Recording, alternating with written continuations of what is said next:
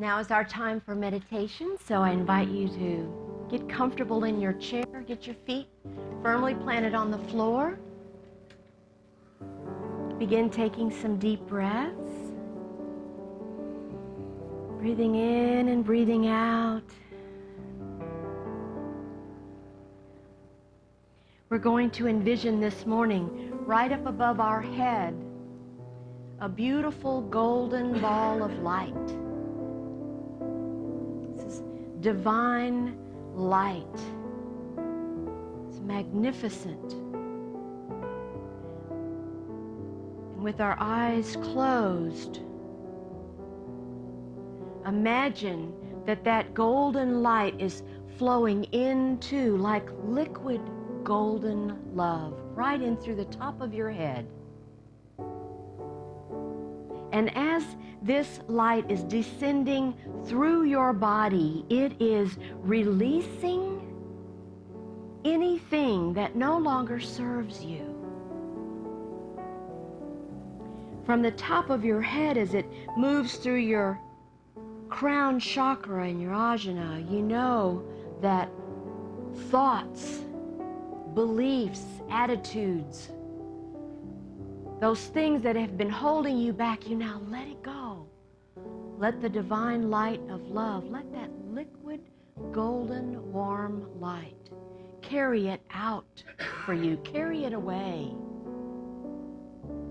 As it moves down through your shoulders, feel the relaxation in your neck as you feel your shoulders dropping off your earlobes.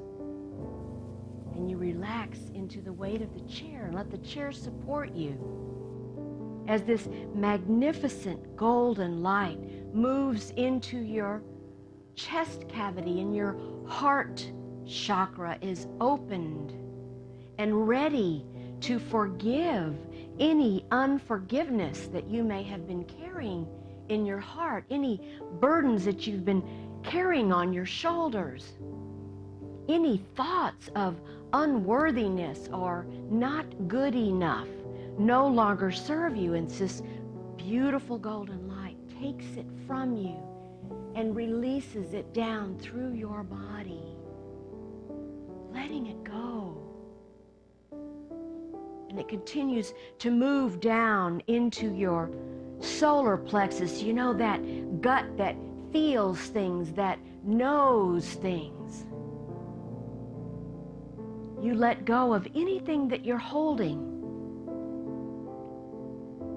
so that you can have clarity of purpose, clarity of what it is that you're moving in through and moving into. Just let that golden light envelop your whole body as it now pushes down through your legs, through the bottoms of your feet, down into the beautiful Mother Earth, letting Mother Earth neutralize any of those burdens, thoughts, feelings, attitudes, unforgiveness, unworthiness.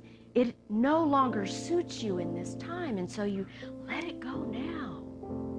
Let it go. Let Mother Earth absorb every bit of it.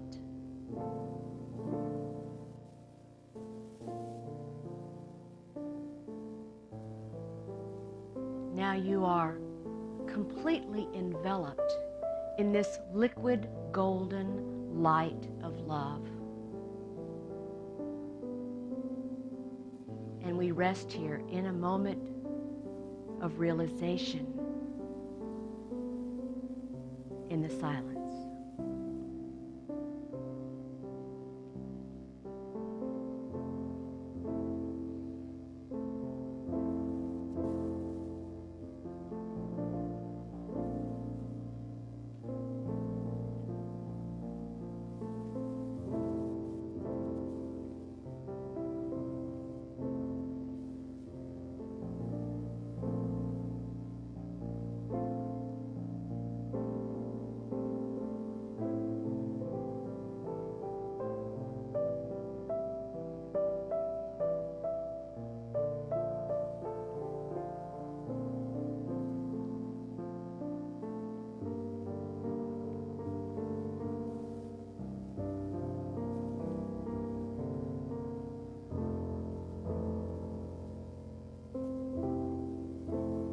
Now we put focus on our feet as we allow tree roots to grow from the bottom of our feet down into Mother Earth. Feeling that foundational strength that we get, like we are a mighty tree. And seeing from those roots that we have planted down into the core of Mother Earth, energy coming up through the bottoms of our feet, supplementing that beautiful golden light in our bodies, and letting us know that everything we need, we already have. All of the love, all of the light, all of the peace, and all of the joy is already ours. With hearts filled with gratitude, we are so very grateful for this visual experience this morning that we can visit and recreate anytime we need stability and balance, whenever we need to let go and let God be God in you.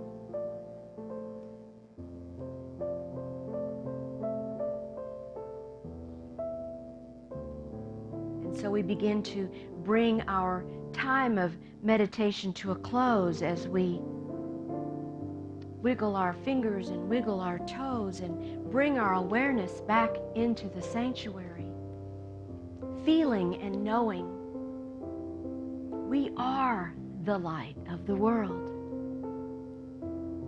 And for that knowing, we are so very grateful. And so it is, and so we allow it to be. Amen.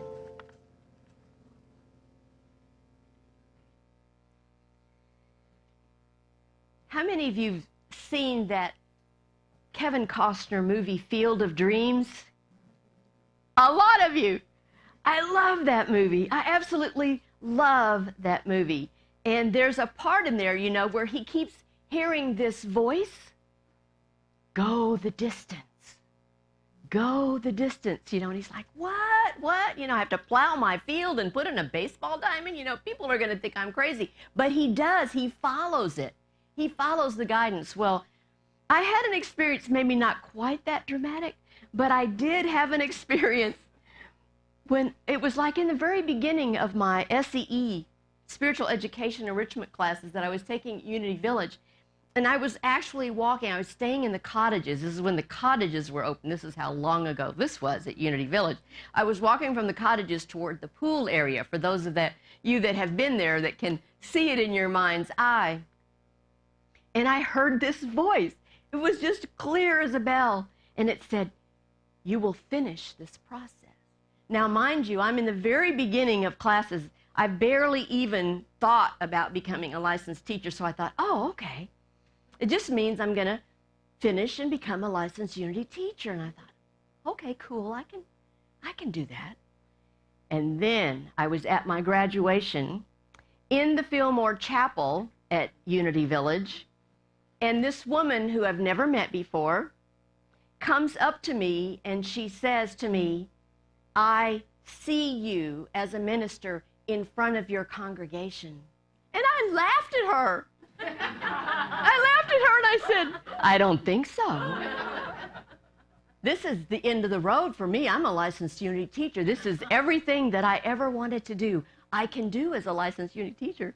She said, mark my word.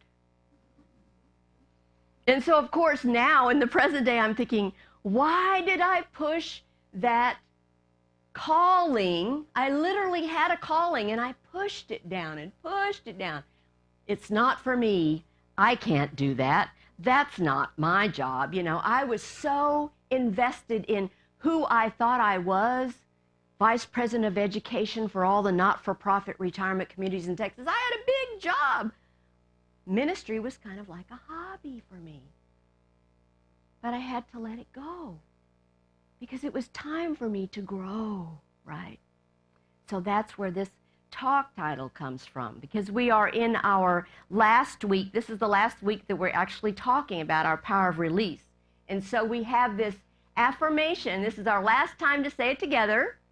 Whatever I release will bless me. So that's the whole idea, is we can't grow until we let go of the old way of beingness, the old way of seeing ourselves. We get stuck in these ruts and these habits of doing life a certain way, and then we forget there's so much more out there. There's so many more things that we could do, ways that we could be. So we've been talking about release. We're moving into our Advent season next week, as Mary was talking about, and so we're not going to be talking about renunciation and elimination. This is the last day we get to focus on it. So I wanted to start out today with words from our co-founder, Charles Fillmore. Such wise, wise words. He says, "It is just as necessary that one should learn to let go of thoughts, conditions, and substances in consciousness, body, and affairs when they have served their purpose and one no longer needs them, as it is that one should lay hold of new ideas and new substances to meet one's daily requirements. Therefore, it is very necessary that the eliminative faculty be quickened in one, and a right balance between receiving and giving, laying hold and letting go be established." Why is this important? Well, releasing is important to the completion of the establishment of divine order in our lives and of the wisdom. We can't hang on to all that old baggage and expect to create a new life, a new way of being, if we're carrying around all that crud, right? So if you think about the elimination and how important it is in your digestive process, in your physicality, in your physical body, and then you have to think about your mind power, how important it is in your mind power to be able to release the negativity, the old, the outworn negative beliefs that you've thought about yourself, and those thoughts and feelings, because we have to be able to release and let go of that in order to purify our minds and our bodies. We can't expect new to come when we're weighed down by all of the old thoughts and beliefs. I like to think of them like, a lot of us are gardeners, and so we get these weeds, these niggly little weeds in there. And so it's like going in and weeding out all those old things that no longer belong. We love our gardens. We love to keep them. But it's like a vacuum. We have to create that vacuum. We have to get rid of the old so we can make room for the new. And you know how you can tell if you are really utilizing your power of release well? You can tell by how you feel in your physical body. If you have an uplifted feeling about you, if you are having a spring in your step, your complexion is youthful, you know you're doing something right, right? Because if you don't, you look drawn and haggard and wrinkled, and you have a wrinkled brow about you, the Scrooge kind of folks. You got some of them in your family? So because you're weighted down, you see, by carrying stuff that no longer serves you. Old hurts, old resentments, old ways that you think you should be, but it doesn't suit you any longer. Remembering past hurts and carrying around that stuff, you know what it does? It puts wrinkles in your face. Worry lines, things up here. I got a few of those. But it puts lines in your face. I have a great example of this years ago. And I don't know, Miriam might remember this, because it was when we were interviewing people for the prayer chaplain program, when I was running that team in our church back in Texas. And there was a lady that came to try out for the team, but I had some concerns about her. I wasn't sure she was really ready to be on the prayer chaplain team. because she had that kind of look about her. You know, she had like a troubled look, wrinkled, you know, just like there was something not right, quite right in her life. But the words that she said in her heart seemed sincere, and so we decided to give her a try.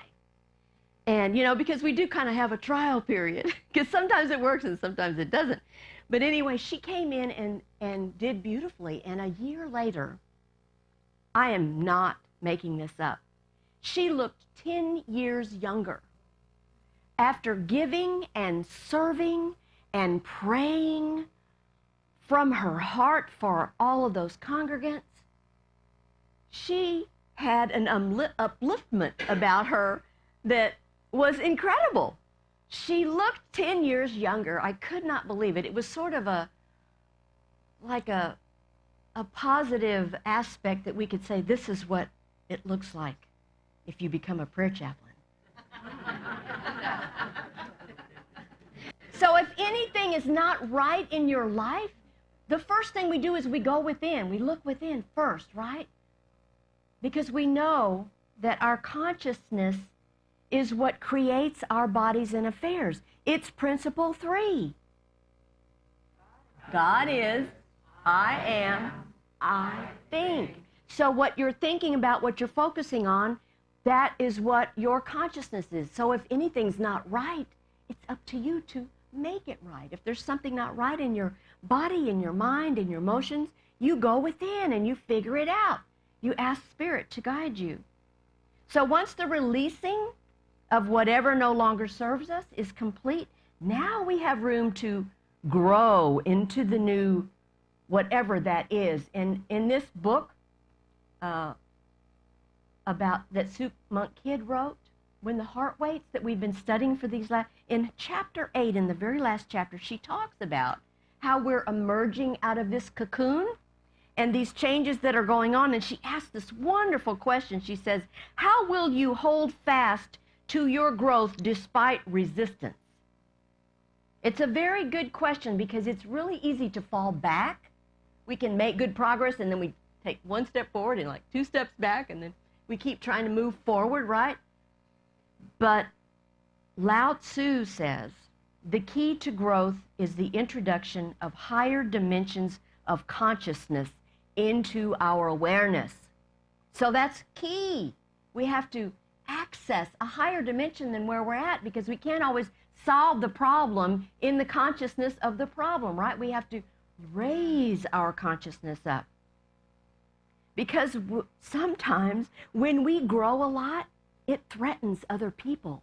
It threatens people in our lives. They're like, who are you? I don't know. I don't recognize you anymore. Some of you have shared your stories with me about when you found principle and you started using this and working this, how you've your families are going, what?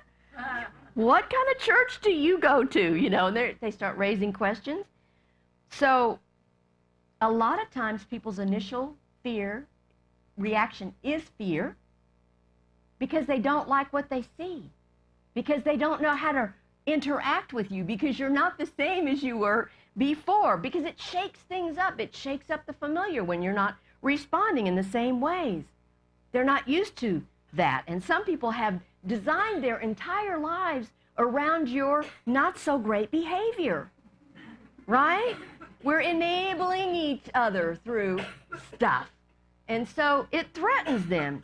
So if we begin to experience this new authenticity, this deeper spiritual life, we can experience some raised eyebrows amongst our family and friends.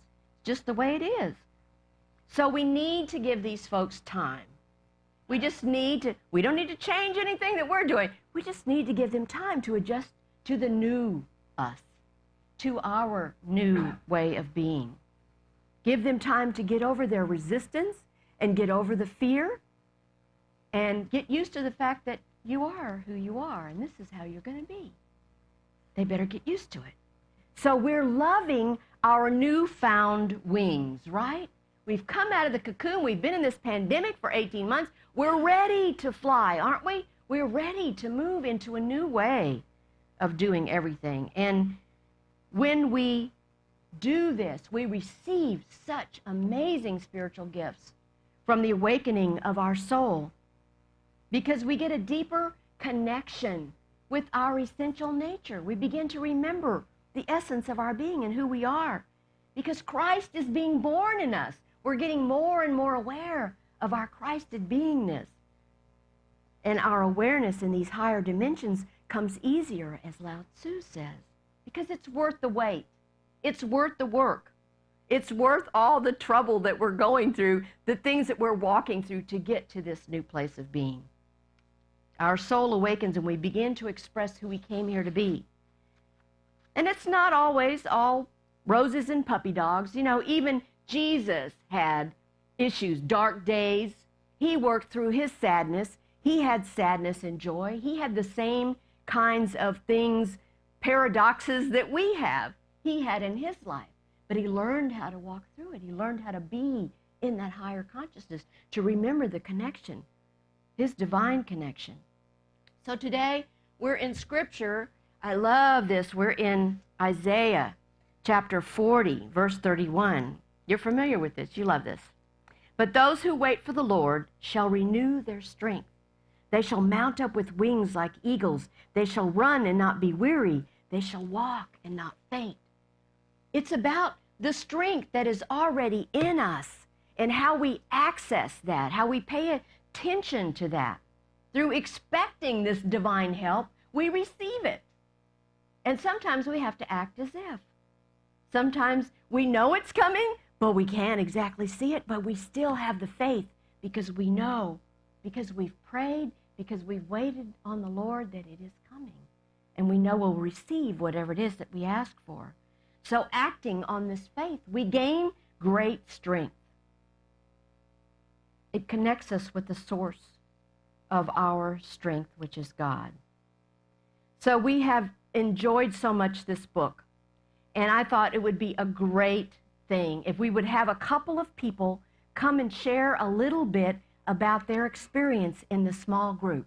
So I'm going to start by asking Shana to come up and share a little bit about Adventures in Faith. Hi guys. I just wanted to talk about our book that we have been reading, When the Heart Waits. I was on chapter 7 last night, and it talks about new life comes slowly, awkwardly, and on wobbly wings. And I related that to that's kind of how these book studies form. The first one you're just given, you sign up, you're given the time and a place to go. And it is very awkward, that first walking through somebody else's door. They're acquaintances, members, but they're not friends. And so that is an awkward stage, and you don't know how much to share or how little to share, and it is awkward. But if you keep going back week by week, you get to know the people, and you get to form a relationship with them. And that's where the new life and new relationships start. And I encourage anybody that's thinking about joining a book study, do it, because you really get to have a more intimate relationship with the members of your church. And I know for me, it's after church, you're only here for a couple minutes, and it's just, hi, how you doing, blah, blah, blah. And then you leave, and you don't really have the time to sit down and really get to know somebody. So I encourage anybody, please try a book club. It was a great experience.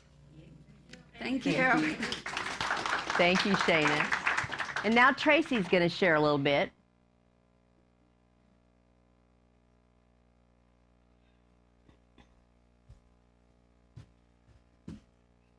Sorry, I just have to look at you for a minute. I know. Isn't it wonderful to see them from up here? I'm going to ride on Shana's tail a little bit here and say, for me, it is absolutely all about being in a small group. It is all about being with like-minded people who can share my ideas, or who can introduce me to new ideas, and it is a little weird to go in and, like you said, you're not really sure how much I can share right now. But I will tell you, by last week's class, there was really a lot of, I'm going to use the word intimate in the respect that it was very personal things that we were sharing. And, you know, I'm going to tell you that something that Shana said really worked for me. It's like, oh, wow, thank you for saying that, because really it was something that was in me, and I was really glad to hear that. For me, the group isn't about what book we're studying, although all the groups are awesome. You know, all the books are, you know, for me, it's about being with my peeps. It's about being with like-minded people. And I love the idea of the small group, because I'm far more likely to say something in front of 4 or 5, 6 people than I am in front of 27 people. Right? I mean, so in that respect, again, like Shana, I highly encourage you to join these groups, because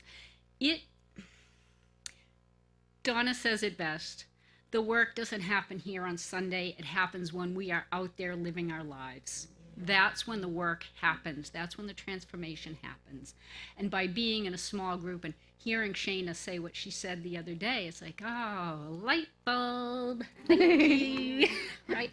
So anyways, point being, please join any of these studies. The small groups are really, really sweet, because you do foster friendships, and these are deep spiritual connections. These are not, hey, how are you doing? Great coffee today, right? So anyways, that's my input. Thank you very much. Thank we hope you, you Tracy. join. Thank you. I appreciate both of you so much for sharing. I loved the book too, and I got a lot out of it, because part of what she talks about, spiritual direction for life's sacred questions, there were some really good questions that caused a lot of us to go a little bit deeper in the way we think about our spiritual path, and I really like that. Yesterday's daily word was free. And the affirmation was, I am free and ready to grow. I want us to say that together with gusto. I am free and ready to grow. Yes. Do you feel it? Do you believe it? Yes. Good. Okay. All right. Enough preaching. I'm going to tell you a joke. These two ladies are having a conversation. They're out shopping, and one looks over and sees a girl that has a nose ring and a chain attached to her ear. And she leans over and she tells her friend, she said, isn't that chain going to rip out every time she moves her head? And the lady looked at her and she said, the nose and the ear have the same distance. It moves with her head. I was like, what? Some people, you know, they just don't get it, right? Okay, I'm going to close today with a reading right from the book, because I love cocoons and butterflies and transformation and dragonflies and all those things that represent that. And so in the last chapter, she says, I became aware of something or someone else in the room, something different, a faint rustling, a soft presence of some sort. I didn't know what it was. Then all at once I knew. I raised my eyes to the pot of African violets on the top of my desk. Sure enough, protruding from the rim of the pot was a wing. A startling black wing etched with blue and orange dots. It swayed back and forth. A butterfly. The chrysalis had opened. For a long time I watched the butterfly with a joy that was close to tears. She made no attempt to fly. She just sat on the potting soil, pumping her wings. She seemed to be readying herself for her new life. Eventually, my eyes sought out the empty cocoon, and I recalled the day I'd found it. Grace had danced then, too. She had been with me such a long time curled in her cocoon, first in the yard and then on my desk. I'd watched over her. I'd loved her. Through her, God had watched over me, loved me, and taught me about the beauty and transformation of the soul. Now she flew. As I watched her black wings dip and flutter through the morning, a verse moved silently in my thoughts. Behold, I make all things new. And so it is.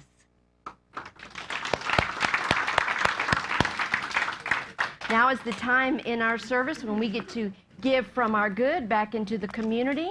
And so as our ushers come forward and receive my gift, Tim is going to play another song for us. We have to do our blessing first, Bob? We have to do our blessing first and then the song. Okay. I'm going to get this right.